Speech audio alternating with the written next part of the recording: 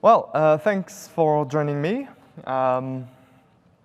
for this session titled Flight of the Flux, a look at Reactor's execution model. I'm Simon. I work at Pivotal on the project Reactor team, where I do mostly work on Reactor core. Yeah. So today I want to talk to you about Project Reactor in a more intermediate or advanced, maybe even level. For this session, I assume that you are already familiar with Reactor core, at least the operators and the ideas behind Flux and Mono. So just in case, show of hand, who has never heard about Reactor or never used Reactor at all? Okay, so this is, I have to go fast because this is a short session, so sorry, I cannot cover the basics. But what I want to cover today about Reactor are several notions. The first of which is that nothing happens until you subscribe. So I want to teach you about what we call assembly time versus execution time. Next, we'll look at the difference between a cold publisher and a hot publisher. We'll show briefly that the library is concurrent agnostic, but it provides tools to refine the execution model. So, namely, the schedulers, publish on operator, and subscribe on operator. And then at the end, we'll look into more internal optimizations like work stealing and operative fusion. So yeah, as I was saying, disclaimer, this is from a 50 minutes talk. And we have only 30 minutes. So we have to go fast. We have to skip over Reactor basics. And instead of abstract talk, I decided to do some bit of live coding instead. So yeah, live coding, big risk. Is that all right in terms of size in the back? Yeah, I think a bit small. Hey, actually, can I actually zoom on that? My trackpad is kind of broken here. Sorry? Command plus. Yeah. No, I think that's okay.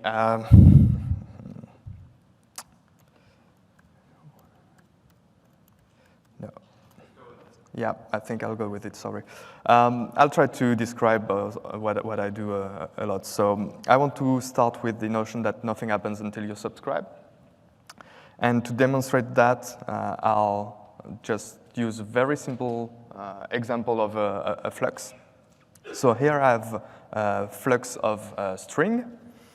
And how can I actually create a flux? There are several static methods that allow you to instantiate a flux, one of which is range.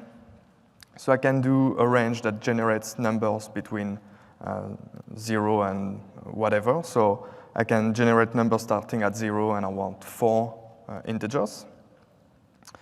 And that I need to transform into a string. So each element needs to map into a string. So I prepared here an index-to-name method that logs the current thread and finds a name in a very, very short and simple array. So I'll use that. So I'll map every integers that the flux.range produces, and I'll map that to a name using index-to-name. Okay, so here I have a flux of string. It starts with a range of integers, but maps each integer into a name. And if I want to run that,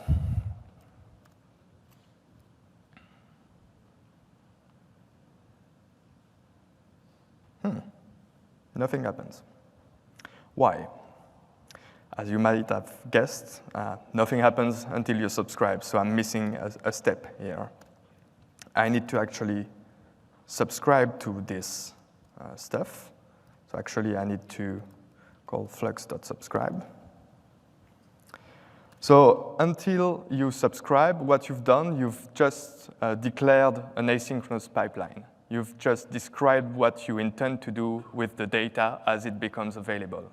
But the data itself is not generated. The source doesn't produce anything unless you actually tell it, hey, I'm actually here listening, I'm interested in your stuff. So that's what you do when you subscribe. So here, if I run that again, you see that we are actually generating the data. And that logs comes from this line. So when I invoke the index to name mapping, I actually log something. When you subscribe, usually you want to do something with the data you receive. So you would also you could also have a system out here or something. So received V. And that prints something. Another thing to consider is that errors are part of the natural, they are first-class citizen in Reactor. So in the subscribe, you could also have something for dealing with an error condition. Like here, I just print the stack trace, but you could imagine having a UI and displaying the error in an alert box or something. All right, so yeah, that's a pretty important concept to get right from the beginning. Is when you instantiate a Flux, you are just only describing a processing pipeline. And when you subscribe, you are actually triggering the data flow through that pipeline.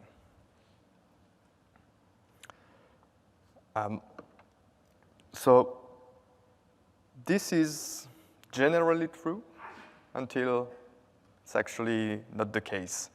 And one time where it's not the case is when you have what we call a hot flux, a hot publisher. So there is an actual subtlety here, a distinction between cold publishers and hot publisher. A cold publisher, like I just shown you, it just generates the data anew for each subscription. So it doesn't do anything. It's lazy until you subscribe. And if you subscribe twice, then it will generate the data twice. I can actually demonstrate that fairly easily. So yeah, actually, if I do subscribe twice, so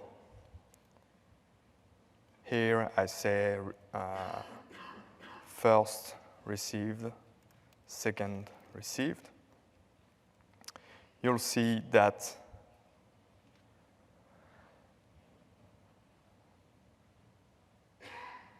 both actually get all of the data. I remove a bit of noise maybe here. So yeah, first received Julie, Joe, Simon, Bob. Second received Julie, Joe, Simon, Bob. So they each receive the whole sequence of elements anew.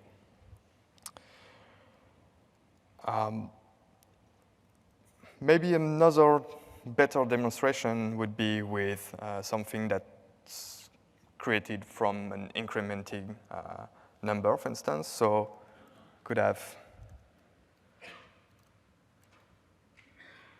an atomic integer, for instance. And we'll use that as a kind of a source for a flux. So we could create an adapter where what we do is generate, actually, is better.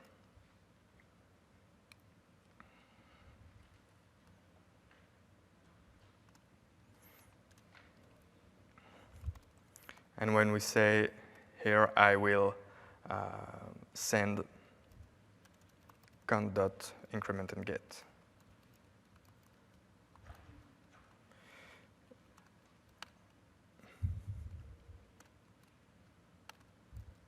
So if I subscribe twice to this generate flux,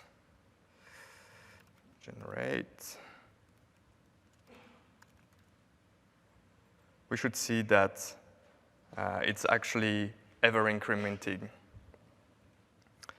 Oh, no, why?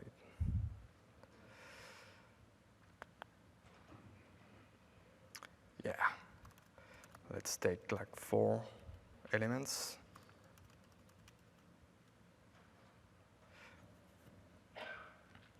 Yeah.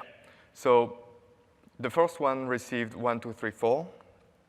And the second one actually retriggered the whole generation process, and it continued from the same, of course, sharing the same atomic integer source. So it received 5, 6, 7, 8. It's not sharing any data between the two, despite subscribing to the same variable, basically. Because that generate flux, each time it receives a new subscription, it restarts its processing of generating the data. OK. So I had the name example with flux. I'll go back to that.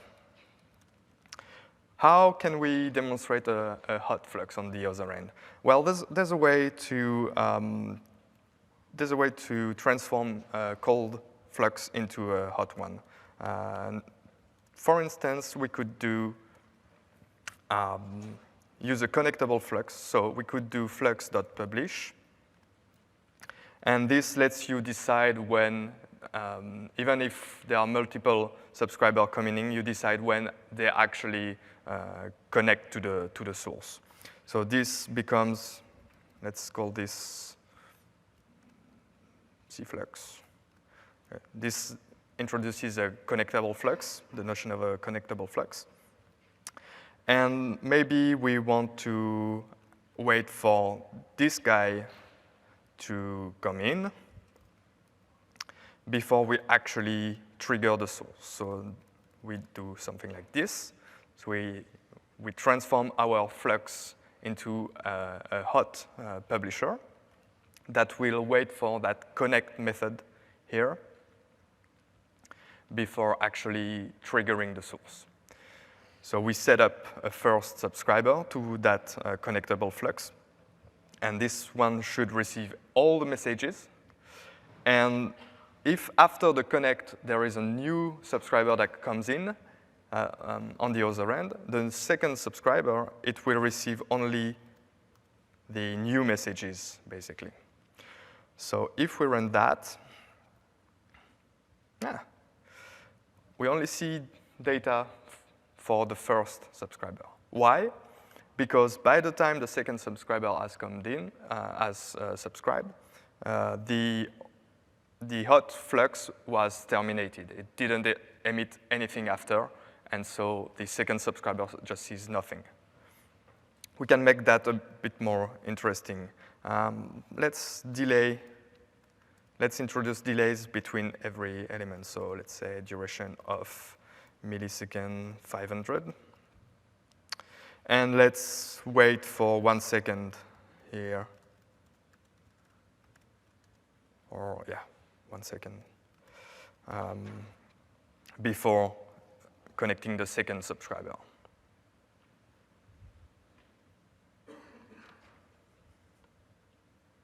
Yeah. So here we see first received Julie, first received Joe, and then second received Joe. After 1 second, both subscribers see something. So basically the second subscriber, it misses one element. That's because it connected to the source 1 second later than the first subscriber. But they share the same stream of data, basically. They share the same data. Since the second subscriber comes in late, he only sees part of the sequence. or it could even be like even more visible like that. Yeah. So first has two elements more than the second subscriber due to that subscription delay that we've introduced. So yeah, that's basically the difference between hot and cold. Cold publisher regenerates the data for each subscription, and hot publisher doesn't. It shares the same data. So in some cases, it could even send data to nothing. It doesn't really care if there are any subscribers at all. But most of the time, it will at least require one subscriber. Any more than that, and the extra subscribers, they only see potentially part of the data. Starts at the point where they connect to that hot flux, basically. It is on the same thread in that particular example. That's the next topic. Reactor is actually concurrent agnostic, so it doesn't make any particular choice of threading model for you on your behalf, which means that by default, if you subscribe, if you use operators like that are pretty simple, and you subscribe on the main thread, it will run on the main thread in an almost synchronous fashion. Actually, this example, it's not true for this example because I used a notion of time. And in order to introduce delays with operators like delays element or interval, we actually have to shift to a separate thread to schedule the delays, basically. So here it would run on a thread from the parallel scheduler because of that time element. If I remove that, then it's purely synchronous. Yeah? Where are the blank lines coming from? The what? The blank lines between... Oh, the blank line. Interesting question. Since I introduced a delay, I became really asynchronous. And that blank line, it's actually coming from the end, like the rest of my code. Here I have a system out println. So when I execute that part, it's purely asynchronous. So control returns to the main method, and then it runs a println, it runs another println, it runs another println, until a message actually has time to come in and is displayed on the console, and that's where that comes from. Yeah, I'm cheating a little here. If I remove that thread.sleep at the end of my main method, it would actually exit the program before even the Flux has time to publish something because of these delays of 500 milliseconds. Yeah, I can actually show that. Let's say I have a delay of 2,000 milliseconds, and I run that, and the program would exit before the end of the sequence. Yeah, it exits before it has time to actually emit the last name in my array, which is Bob. So yeah, that's where that comes from. So you have to, that's something also that you have to keep in mind. Yeah, if you, as soon as you introduce, say, a time dimension or a latency, or you switch to another thread, this is a library that is asynchronous by nature. So it will make use of that, and the subscription, the act of subscribing, of calling subscribe, it's instantaneous, and it returns control to the calling thread immediately.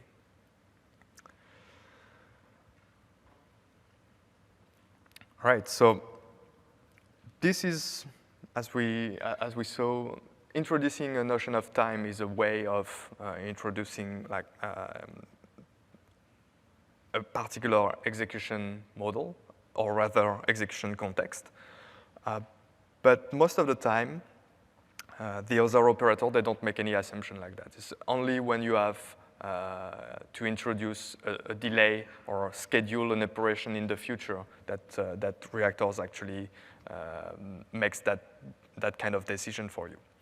But we generally want to be more agnostic and instead provide tools. So one big focus of the library is composition of operators. We want you to learn about the vocabulary of available operators, but then we want you to combine them to produce more complex pipelines and ways of processing your data. But at the same time, we want you to be able to very easily decide when to shift from the main thread to another thread or a thread pool or anything really. It could even be fibers or an ACA actor system or anything.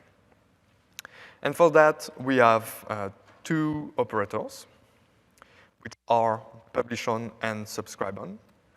So I'll just delete that for now. So yeah, we have two operators, publish on and subscribe on. And we have a notion of a scheduler. So a scheduler is an abstraction that very often sits on top of something like an executor service. It represents an execution context, basically. But not only that, it also represents the notion of a clock. So a scheduler is both a way to execute tasks and maybe schedule the tasks in the future, and also a clock. So it has a notion of now and a notion of scheduling in the future. We offer several schedulers. So scheduler S. Schedulers, for instance, we have Elastic. We have Immediate, which just doesn't create a new thread. It runs on the current thread. We have Parallel, and we have Single. Single. So Elastic and Parallel are the most interesting. What Parallel does is it's a thread pool that is limited. So it's more for CPU-bound tasks. By default, it creates a pool that corresponds to the number of CPU cores that you have on your machine. You can create new parallel schedulers and give it a size, parallelism, a different size. But you would then be responsible for shutting that down when you don't use it anymore. Oops. But the default parallel one, this one, it's limited to the number of cores on your CPU. On the other end, Elastic is not bound. It's a thread pool that grows on demand and then shrinks when a particular thread has not been used for a while. So it's more for IO-bound tasks. And if you suddenly start to run a lot of blocking HTTP requests, Elastic would be a good candidate because it will serve all these requests by creating a new thread and destroying it once it's not used. But of course, in a reactive world, you shouldn't do blocking HTTP requests. You should use Spring 5 web client, for instance, and avoid blocking threads. With something like web client, you can actually use the parallel executor, or you could use the native threads, and with 4 threads, you would be able to serve thousands of requests without problem. So yeah, let's look at publish on and subscribe on and the difference between the two.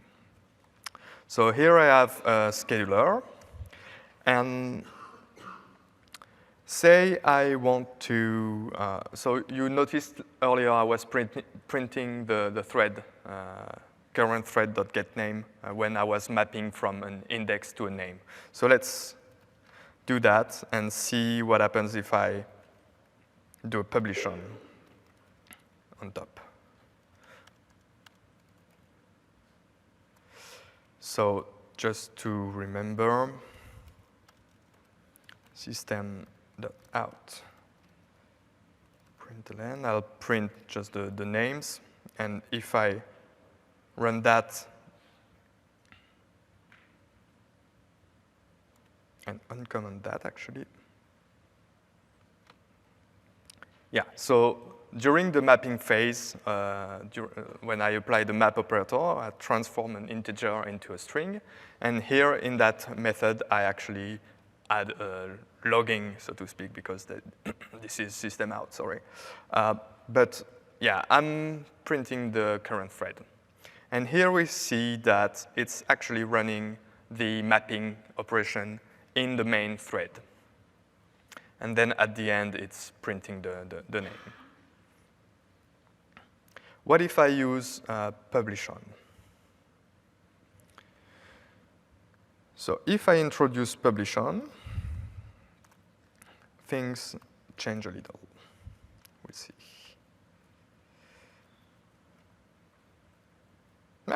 Actually, it doesn't. Why is that? That's because publish on acts on the rest of the chain. It only influences where everything below it runs, but not where everything above it runs. So this flux is actually still running most of its operations, its operators on the main thread where we subscribed. And then publish on shifts that workload on the Elastic scheduler. So if we were to print the thread here instead, we'll see the difference.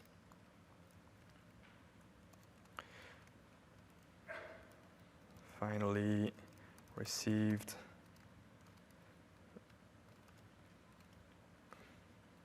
Oh, it will complain about that. Let's call that V. So finally received the value on thread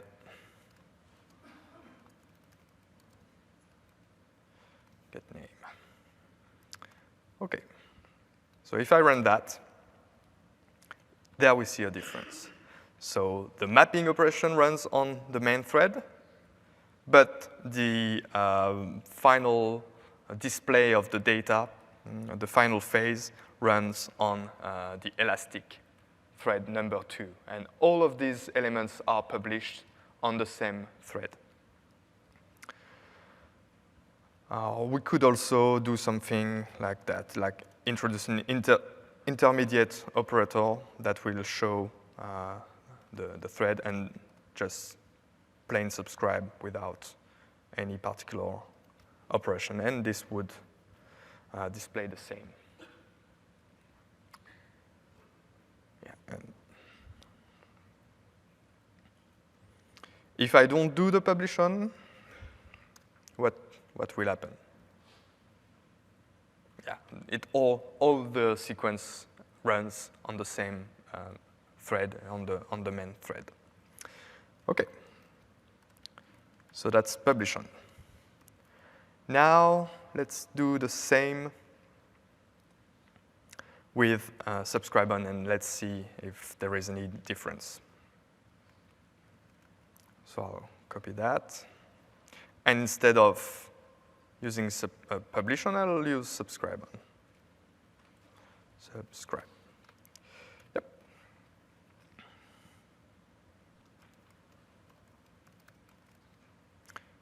A little bit of. So here we see something a bit different. Here we see that even the map operation where we log that message, finding a name for 0 from thread Elastic 3. So we have actually moved from the main thread to the Elastic thread directly. But that's weird because the subscribe on is kind of, the subscribe on is kind of in the middle of the sequence, right? If I replace that with the actual code,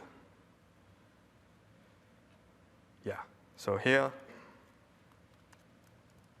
if I show you the whole pipeline, I'm generating numbers from 0 to 3, actually, so four numbers. I'm mapping from these numbers to names, to strings. And in the middle of that, I'm saying, OK, subscribe on this scheduler. But the subscribe on, it kind of seems to act on both here, that line below it, and that line above it. And that's the key difference. Subscribe on, it's changing where the subscription happens. So in a reactive stream, in a flux, when you subscribe, it propagates a signal up the chain, up to the source. And the source, doing that, it creates a parallel chain of subscribers, which represent the runtime of your pipeline. And the source starts pumping data into that pipeline. But what subscribe on does is it changes the thread where the source actually starts generating data. And in turn, so it influences the root of your chain, basically. And in turn, once data starts flowing, it flows on the same thread where it was generated, so it flows on the elastic thread in that particular instance. So that's the key difference between the two. Once you wrap your head around that, probably most of the time you will use publish on because it allows you to split the sequence into logical steps where you can say, OK, this part of the processing I want to do on a particular thread, and then switch to another thread. Say, I want to parallelize some work in the middle, and then at the end I want to switch to the UI thread to display my data because, say, in JavaFX, you need to change the UI on a very specific thread. And subscribe on kind of reverse the logic and say, OK, I can actually even decide where my data gets generated or where my HTTP call or database call is made. Yeah.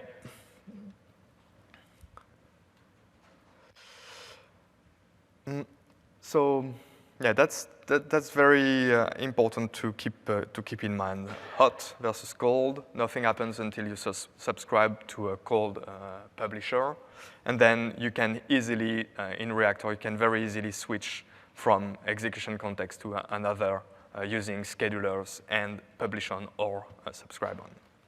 And with these two simple tools, you can do almost anything. One other benefit, you could wonder why we introduced a scheduler abstraction. One benefit is that since we have these default schedulers and we have this additional abstraction, when we do stuff like testing, we can do pretty interesting things. For instance, virtual time.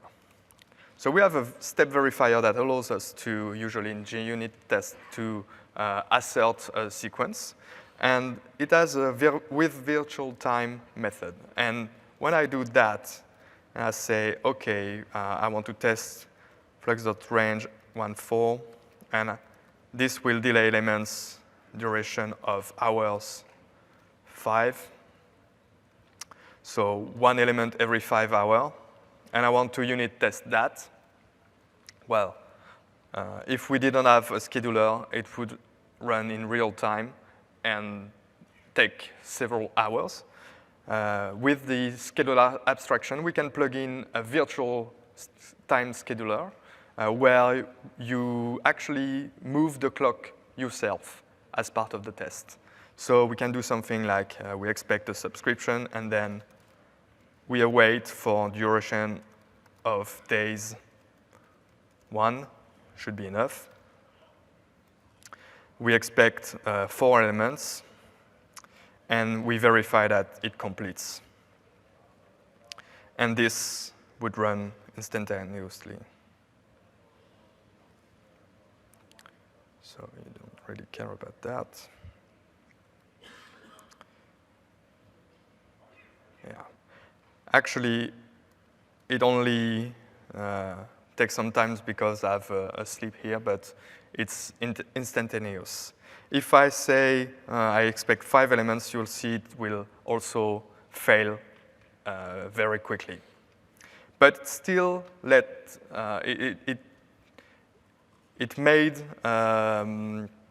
used virtual time to trick the flux.range.delay elements into thinking that actually 5 hours elapsed. So you can control, fine-grained control, and test that your flux, your original sequence, it doesn't emit anything for 5 hours, virtual hours, and then emit something, stops emitting for 5 hours, and then emit something. You can test that sort of thing. That's a great benefit of that abstraction.